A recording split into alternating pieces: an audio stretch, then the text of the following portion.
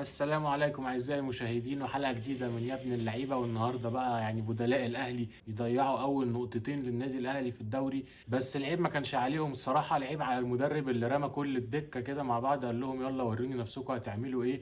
يعني حاجه غريبه جدا. احنا بنبص النهارده على الاحتياطي اللي كان موجود، كان عندك مين النهارده في الاحتياطي؟ عندك النهارده منعم، عندك مروان عطيه، عندك كريم الدبيس اللي مش عارف، ما هو ما لحقش يلعب عشان يتعب، اللي كان المفروض ينزل كريم الدبيس مكان النهارده خالد عبد الفتاح، عندك بيرسي تاو، عندك اليو ديانج، عندك امام عاشور. امال مين هيبقى في الملعب يا عم كولر ويقدر يحافظ لك على شكل الفرقه؟ ما ينفعش تعمل روتيشن لكل الناس دي مره واحده كده، انت مريح الفرقه كلها ومنزل الاحتياطي. طبعا مفيش اي انسجام ولا في اي ربط ما بين اللعيبه كل واحد بيلعب على هواه. فالقرار الصراحه النهارده كان غريب جدا من كولر، ان هو يقدر يعني عايز يريح اللعيبه دي كلها.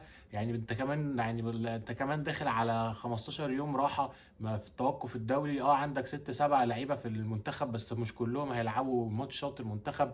فالنهارده كنت ليه بتريح الفرقه دي كلها؟ الواحد حاسس فعلا ان يعني مارسيل كولر يعني مركز في كذا حاجه غير التدريب. يعني الله يمسيه بالخير، سيد عبد الحفيظ كان شايل الهم ده من على دماغه، كان ليه مخليه بس يركز في الحاجات الفنيه. فيعني فينك يا عم سيد عبد الحفيظ؟ والله كنت عارف تلم الفرقه، وكان مدير كوره يعني لا غبار عليه الصراحه، وكان عارف يقفل على الفرقه ويلم اوضه اللبس اكتر من اللي احنا شايفينه الفتره دي. ومش كل مره هتسلم الجره، يعني احنا بقى الماتشين اللي فاتوا كسبنا باداء وحش جدا، يعني قلنا الحمد لله والفرقه هتيجي وهتقدم مستوى تاني كويس. بس اديك النهارده اهو شفت، يعني ده ربنا ستر كمان النهارده في اول دقيقه. الكره اللي كانت هتخش فينا جون، يعني لولا ستر ربنا كانت ممكن تيجي يعني في حته او في ظهره وتتحسب جون. فيعني النهارده يعني نحمد ربنا على التعادل الصراحه. يعني الفرقه شكلها اتغير لما نزل يعني القوام، يعني جزء من القوام الاساسي في الشوط الثاني. فلا يعني النهارده حاسس ان كولر كان مستبيع الماتش، وحاسس انه هيكسب او ما كانش فارق معاه النتيجه النهارده. يعني هو مركز على البدني وباصص لقدام، بس مش للدرجات دي، مش انت تريح 8 9 لعيبه من قوامك الاساسي. ما فيش اي فرقه في العالم بتعمل كده. يعني بيب جوارديولا يعني ملك الروتيشن ما بيعملش كده، دايما بيشيل 2 3 لعيبه وينزل 2 3 لعيبه، ما بيلعبش في الهيكل الاساسي للفريق. فالصراحه يعني اداء غريب النهارده، وكولر يتحمل التعادل النهارده. مش عايزين نقول ان التعادل وحش، بس احنا نفسنا الاهلي النهارده كان يبقى 5 ماتشات ب5 فوز. الحمد لله طلعنا اول الدوري، والاهلي دايما معودنا انه لما بيركب الدوري ما بينزلش. بس يعني كانت هتفرق مع اللعيبه نفسيا، حتى ان هم كسبوا 5 ماتشات، اول 5 ماتشات في الدوري فوز.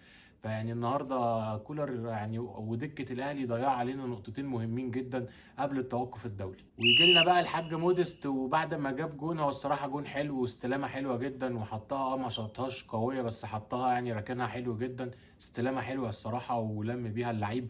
بس يجري بقى على الجماهير ويقول لهم ما كنتوا بتقولوا عليا ايه؟ لا مش عشان جبت جون هنبطل انتقاد فيك، ولو كنت بتيجي كده ده احنا هنقعد نفشخ فيك اكتر يكش تتنحرر وتقدم مستوى احسن من اللي بتقدمه مع الاهلي. انت خلاص يعني فاضل لك يعني شهور وممكن الاهلي ما يكملش معاك، فلازم تثبت ان انت كنت صفقه قويه وجاي لعيب اوروبي جاي يلعب في افريقيا، فالمفروض يبقى في فرق في المستوى واضح لكل الناس. بس احنا عايزين مهاجم الاهلي يبقى حاسم في كل الماتشات، مش يلعب ماتش حلو وخمس ست ماتشات ما يبقاش موجود.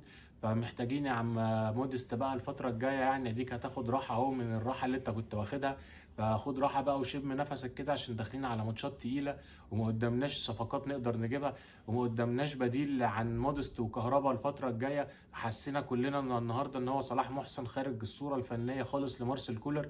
فيعني ما قدامناش غير الاثنين سترايكرز دول اللي هنعتمد عليهم لغاية يناير. وقبل يناير انت عندك بطولتين مهمين جدا، عندك كاس السوبر وكاس العالم للانديه، فكل الدعم لموديست وكهربا الفتره الجايه اللي احنا ما قدامناش غيرهم. ففي النهايه الحمد لله النهارده اللي انت طلعت يعني بقيت على قمه الدوري قبل التوقف الدولي.